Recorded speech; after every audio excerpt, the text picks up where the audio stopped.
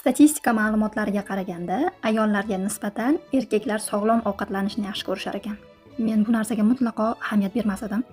Toki o'zim qovoqdan tabiiy so'q piroglar pishirib sotmagunimcha. Ishonasizlarmi? Klientlarimning aksariyati 90% erkak kishilar. Xo'p, erkaklar sog'lom ovqatlanishni yaxshi ko'radi. Nima uchun ayollar sizlar o'zinglarni yaxshi ko'rmaysizlarmi? O'zinglarni sevmaysizlarmi? Bitta aka zakaz qildilar. Menga bitta kattasini pishirib bering. Men xotin bola chaqamga yedirib ko'rmoqchiman. Qani ularning reaksiyasini ko'ramiz, lekin buni qovoqdanligini aytmayman dedilar. Ishonasizlarmi?